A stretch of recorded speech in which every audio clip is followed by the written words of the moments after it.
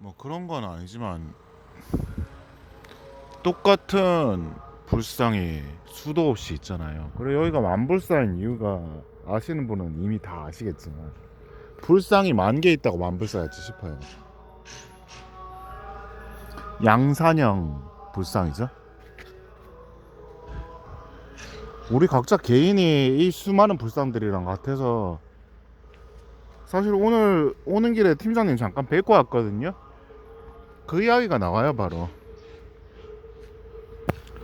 삼성은 사람 잘라내는데 도사인 회사라 가지고 사실상 뭐 열심히 일해가지고 진급해서 올라가 봤자 나를 대신할 수 있는 대체품은 얼마든지 있어서 길을 쓰고 승진하면 승진할수록 사실 임원급에 다가갈수록 잘릴 때 더 편하게 잘리는 대상이 된다고 실적 안 나오면. 사실 뭐 현대라고 막 그렇지 않은 건 아니라 가지고요.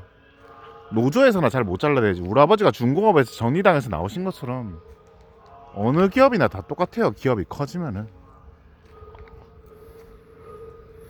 우리 산업계가 속가내기를 해가지고 구조조정을 해야지 세계에 대한 경쟁력이 좀 높아져가지고, 특히 금연계는 제철 산업 이런 거는 돈이 안 되기 때문에 이제 중국 사람들은 무조건 규모를 키워야지만 살아날 수 있으니까,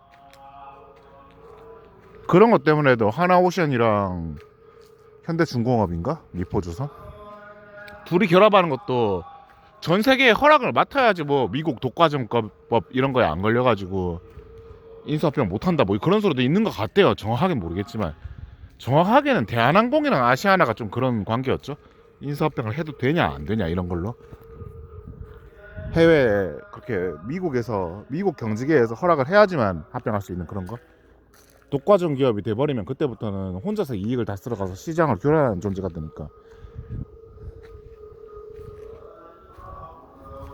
뭐 엉뚱한 대로 이야기가 샜는데, 어쨌든 결국에 우리 각자 하나하나의 인생은 각 개인에게 있어가지고서는 분명히 나름 나는 손을 펴서 불상의 모양을 만들어도 요런 거 하려고 해도 이게 중간에 중지가 잘 안 움직인다든지, 그래가 약지를 이렇게 써야 되는 입장이라든지, 나 같은 경우에는 뭐 중지가 이렇게 중앙이 제일 긴데 약지가 내가 여기 집게 손가락이 제일 긴 사람이라든지, 실제로 제 발가락 같은 경우에는요, 보통은 발가락 순서가 이런 식으로 길이가 순서가 차곡차곡 되어 있는 거에 비해서 나 같은 경우에는 중간께 이렇게 제일 깁니다.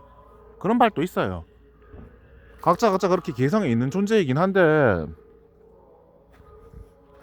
똑같은 한국인이어도 어떤 사람은 친일파의 인생을 살았고, 어떤 사람은 공산주의자의 인생을 살았고, 어떤 사람은 또 왕을 되게 옹립하는 그 뭐지?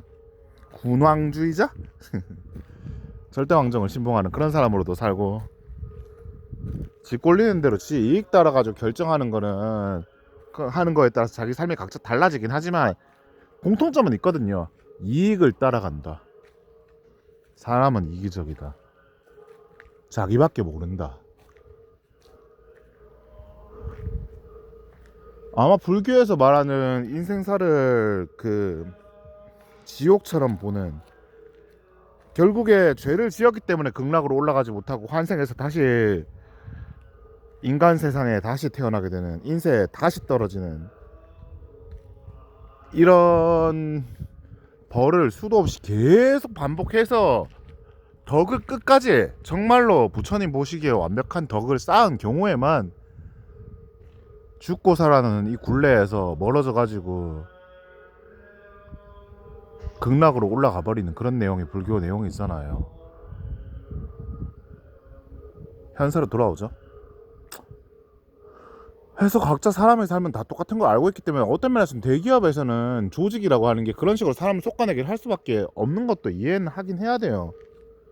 지내보니까 대체적으로 똑같은 수준의 교육을 받은 경우, 똑같은 수준의 기술을 가지고 있는 경우에는 새로 들어오는 젊은 놈들을 주요 구성원으로 구성하는 게 훨씬 기업 입장에선 이익이더라. 이게 정해져 있는 게 있으니까 패턴으로 조직 전체가 죽어버리면 결국에 구성원도 같이 죽는 거니까 적절할 때 속가내기를 하는 거는 기업 성장에 있어서 필수적이더라. 이게 전 세계 모든 기업들을 통틀어가 다 둘러보니까 그게 틀리지 않은 경우가 없다고 하는 패턴의 흐름이 보이니까. 김재익 청와대 경제수석?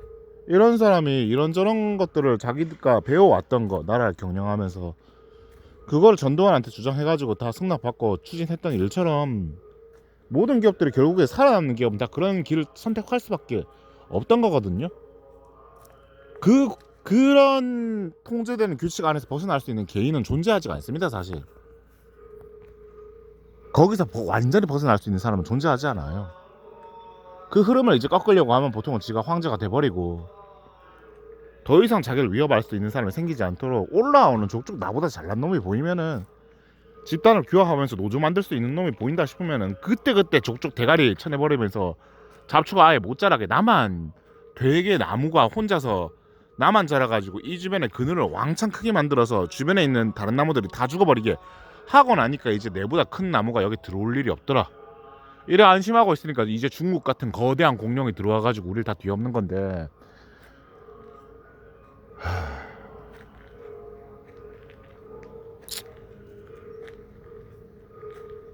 어느 정도 그냥 인정을 하면은 이 흐름 안에서 불행을 좀 덜 느낄 수도 있게 되긴 해요. 나도 여기 수많은 부처님 양산품들 중에 만 개의 불상들 중에 나는 하나밖에 안 되는 존재더라. 9,999개의 불상 중에 하나밖에 안 되는 똑같이 찍혀져서 나왔던 양산품의 한 가지더라. 이걸 온전히 인정하고 나면은 이전만큼 고통스럽지가 않아 삶이. 원래부터 그렇게 될 거인 줄 알고 태어난 거니까. 내 인생이 이렇게 불행할 줄 알았다고 한다면은 태어나지 않는 걸 선택할 사람도 되게 많이 있겠지만 이미 태어나 버린 시점에서는 원래 인생이 그렇다 하더라. 원래 늙어가고 원래 내리막길이고 원래 죽게 돼 있는 인생이다.